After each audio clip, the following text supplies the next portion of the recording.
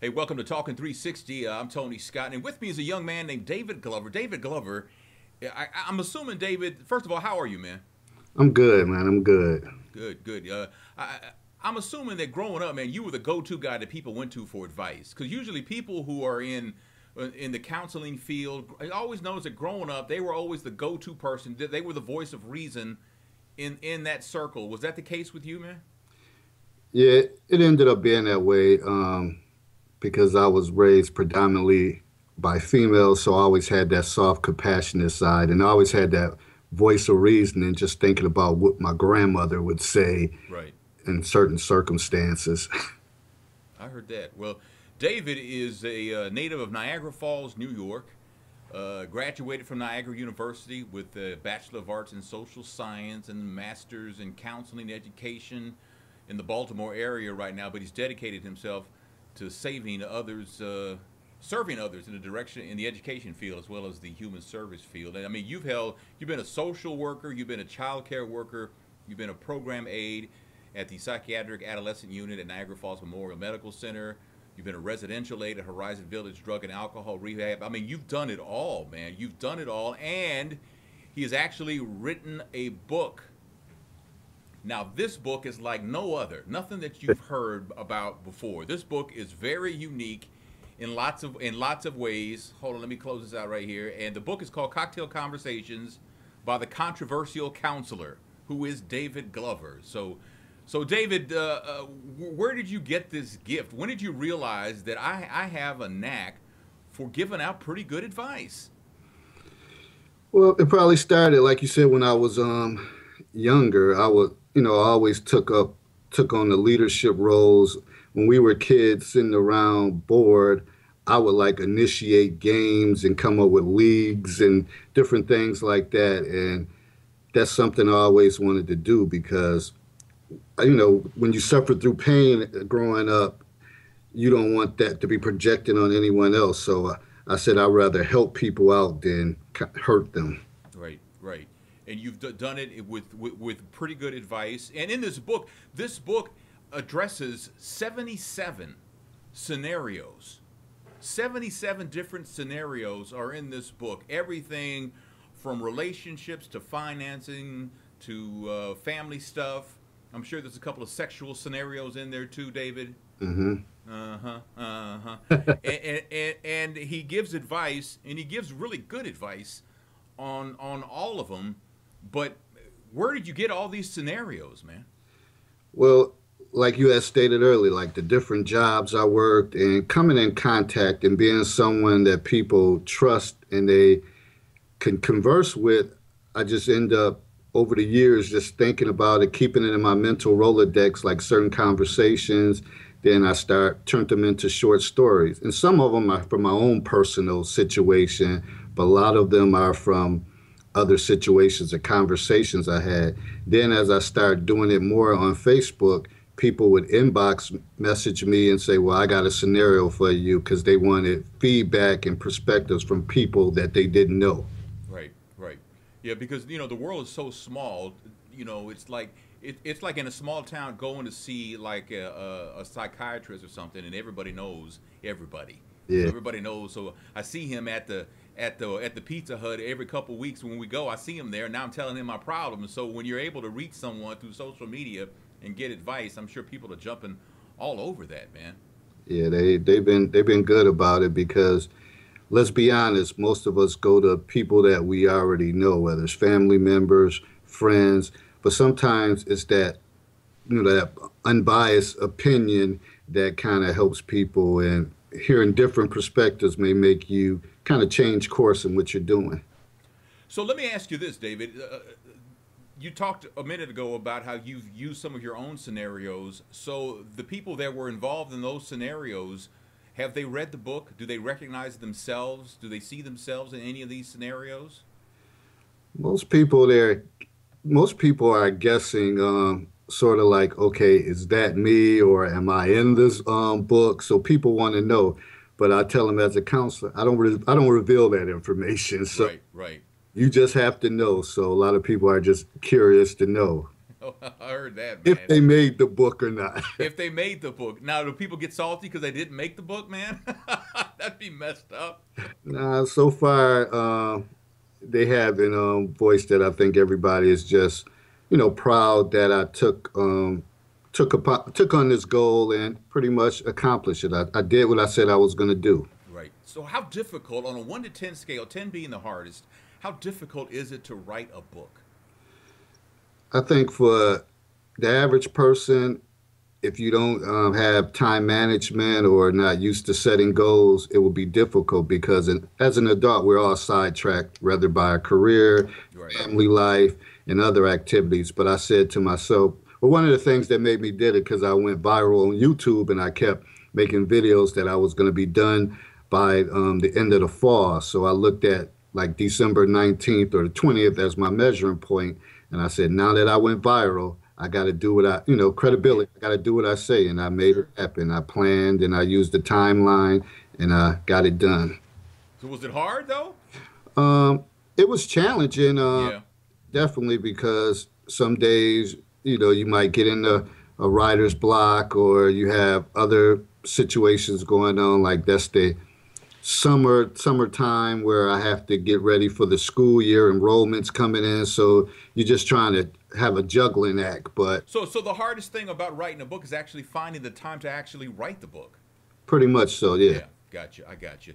Now, in the book, you talk about, like I said, 77 different scenarios. The book, Cocktail Conversations by the Controversial Counselor, that is David Glover. So now, in this book, you do have a scenario, and I wanted to share this. I wanted to get this on and talk about it a little bit, if that's okay with you. No, that's fine. All right, this one is a scenario one, chasing skirts. And it goes like this. Greg comes home from the end of a 60-hour work week and just wants to have a beer and relax. His homeboy Dwayne calls him up and says, hey, man, let's hit the strip club, homie, so you can spend some of that OT money.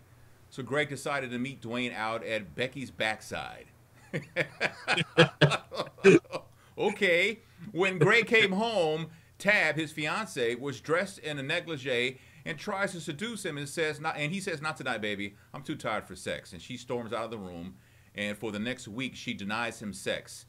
What should he do? And why do most women play these games? So, I mean, to me, I was always told, a woman told me one time, actually, that she was always told, let me get it right, that her grandmother always told her, never deny your man sex, because if you deny him sex, he's going to go get it from somewhere else. Yeah, and that's the consensus of what everyone was saying, but you still have them women that use it as a form of a weapon or discipline, and they just take those chances. Yeah. And I think to me, I think in a relationship there's give and take. And I think that sometimes when a man wants sex from his woman and she's been at work, she came home, she from work, then she left to go pick up the kids. She took Junior to the basketball practice. She took baby girl to dance practice. She stopped by the grocery store, picked up dinner, came home, made dinner, got the kids on their homework, got them done with homework. Dinner was served. You came home.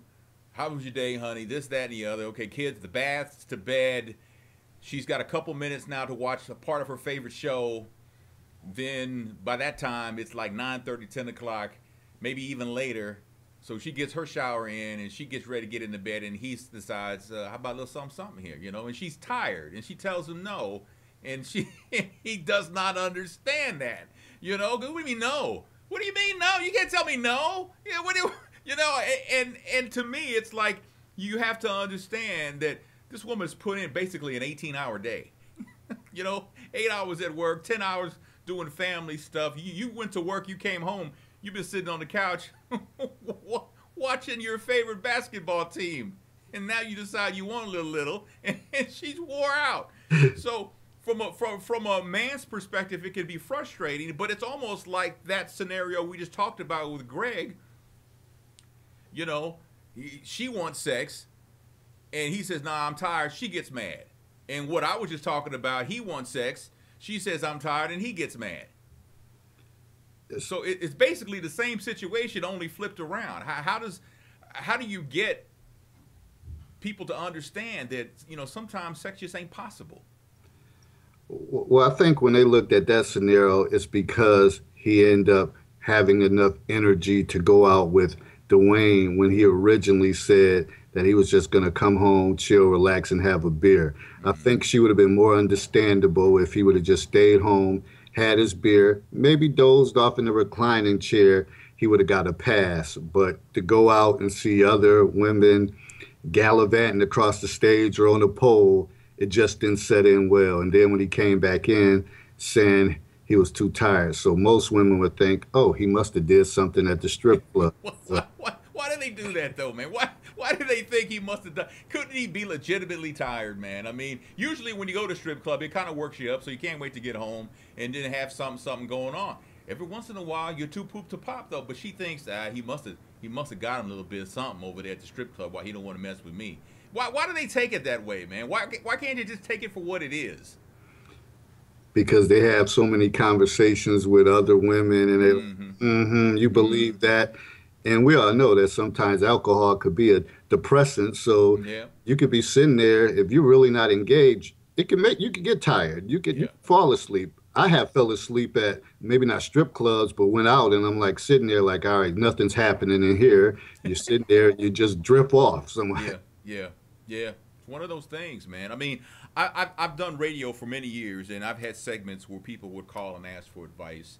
And I had a woman call me one time, and she said, "My man wants to do something sexually that I'm not comfortable doing, and I don't want to do it, but he says that if I don't, then he'll go get it somewhere else." Right? He told her that if you ain't gonna get freaky with me, I'll go get freaky with someone else if you're like a prude and stuff, right? And so I was like, I told the woman, I said, let him go. If to me, if he's that petty where he wants you to do something that you're not comfortable doing, and that doesn't stop him, then he ain't the one. He's not the one. All he cares about is himself. He doesn't care that you're not comfortable doing something. Yeah, and that goes along with I talk a lot about in the book, or leading up to the book, is the screening process. If you have those conversations beforehand, now I'm not saying on the first date, but if it builds up and you start talking about, okay, what are some of the things you like to do sexually, and he puts that out there, you may say, nice guy and all that, but once we take it to that intimate level, I'm not going there. Right. Put that on the table, things could, it could alleviate some of that. But David, is that a conversation that you have on the first date? Oh no, not on the first date. It's a progression. Yeah. But it was interesting when I have like my cocktail conversation radio blog show. A lot of women they kind of say, "Well, let's cut to the chase. I want to know." And the guys are like, "You don't ask that on the first date. That's just like inappropriate." But some of them say, "Well, they rather get it over with and find Yeah. out, get to the meat and potato of the whole thing." But isn't it interesting, man? Because it wasn't that long ago that a man would ask that question on the first date, and a woman would say, "Slow down, man." And now it seems like the tide is either evened out or it's turned, and women seem to be more aggressive now. Have you noticed that? Yeah, and I think it depends on the age and like sense of urgency because everyone wants to be married or I'm not gonna not everyone, but a great percentage of them. So when they look at certain times, they say, "I don't have time to waste." So I'm Right. trying to get all the rigorous questions out right then and there so I can know what should I do next. Well, let me ask you this, man, because I remember a couple years ago I read an article where someone, African American, said that marriage is for white people in this day and age. Marriage is for white people, and I thought, wow, that's just sad. And do you think? I mean, we could go back and forth of whether that's a true statement or not. I think that it's not a true statement. But do you think that comment came because that person had not been in an environment of seeing someone who was united in holy matrimony? They haven't seen a loving relationship. And that we are sometimes a product of our environment, and sometimes if you don't see it and no one shows you, you begin to think like, all right, just maybe hooking up or shacking up is the way to go. Because sometimes in certain families, marriage is a common theme, but in certain families, it's not. So if you know better, you do better, and sometimes people just don't know better. So let's talk a little bit about financial advice, because a lot of times I've had women who have told me that they have a secret account from their husband. They have a secret account, and the woman doesn't even work. So essentially, what she's done is the money he's brought home, and I understand it's their money, but the money he's brought home, she has socked away some for herself in case this don't work out. Not to me. Yeah. To me, that's wrong on so many levels. I mean, because to me, you're not supposed to keep secrets from your spouse, right? My wife and I have no secrets, to my knowledge. I mean, we don't have any secrets. In fact, as a sidetrack, my cell phone, if it rings, I tell my wife to answer it. If I'm in the bathroom or I'm in another room, answer the phone. I got no secrets. Answer the phone. She knows the password to my phone because I gave it to her to check on something, and I'm sure she's remembered it. But she can check on my phone. She's not gonna find nothing. There's nothing there. I mean, but I've had people tell me that they don't want to share their phone with their spouse because that's their little piece of the world. That's their little piece of the world for themselves, and they want to hold on to it. What side of the fence are you on with that? Well, I mean, I guess, and I can see where people would say that they was, you want to have something that you may say that's my private thing, and I've heard women say that they'll say that's my phone, that's his phone. He shouldn't go through my phone. I don't go through his. So it's one of those things until you get to that point, and it's all about trust. And then again, I think it has a lot to do with control. Some people say, they, like you said, they still want to have that control. Like, this is something that's mine, that has my information in here, so I want to control that piece.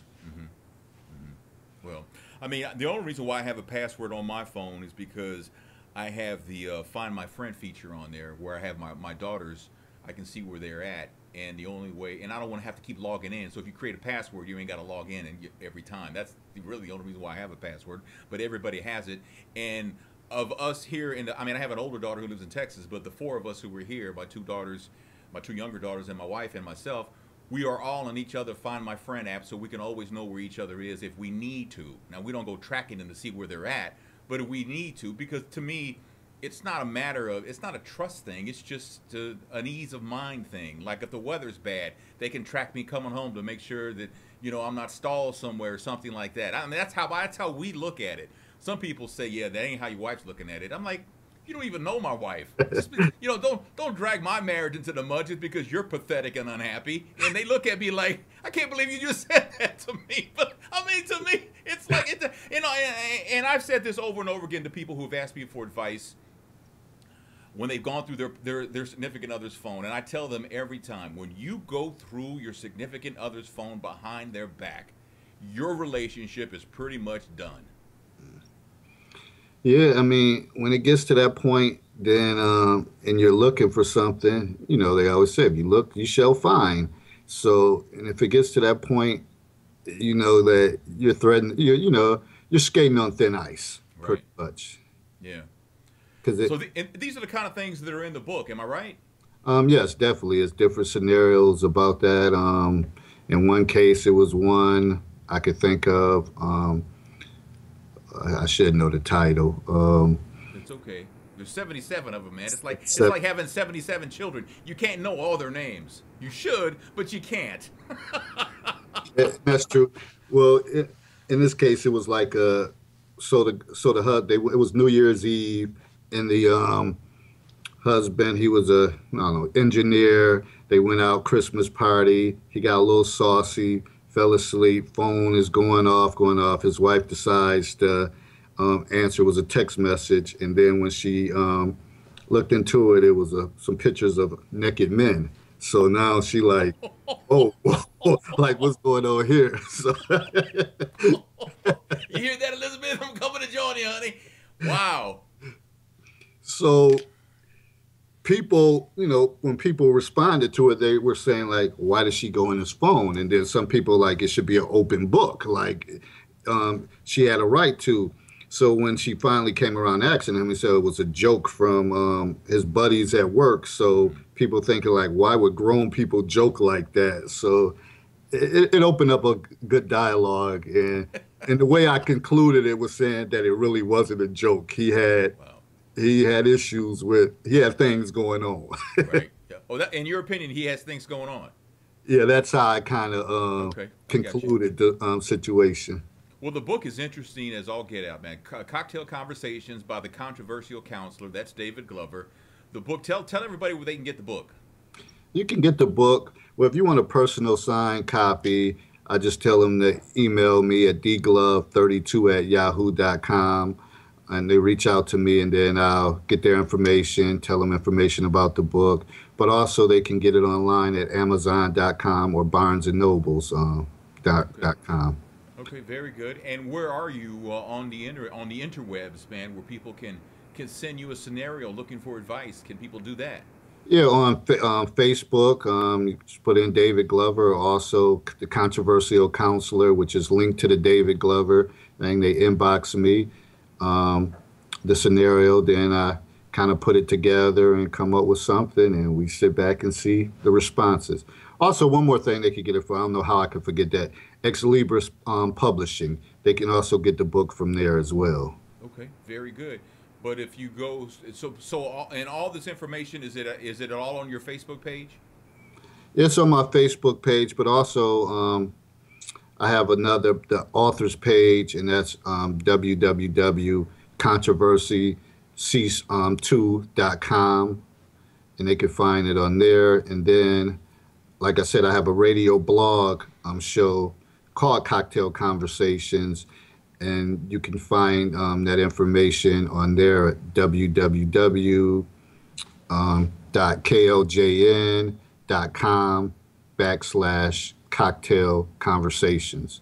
So Okay. it's a myriad of different avenues, but usually the one that most people go through is just hitting me up on Facebook. All right, very good. My last question, man, is this: who does David Glover go to for advice? Who do I go to for advice? Usually some like some of my friends, buddies, we have conversations. I don't know if I think it's just natural conversations that we have. Like for me, I play the more role of people like, oh, I got to run something by you or check this out. I think usually when I want to do it, it's more like of a venting mechanism that I end up maybe sharing, and then it ends up being I end up being in the counselor role anyway, because then they end up dropping something on me. But a couple of my buddies, very close with, that if I want to vent, we could talk. Okay, very good, very good. That's David Glover. The book is called Conversations by the Controversial Counselor. Where you can get it, all that stuff, I'll put it down in the show notes. David, thank you so much for your time, man. I appreciate it. Oh, thank you too. I appreciate you. All right, I'm Tony Scott. Thanks for watching Talking 360, and we'll see you again real soon.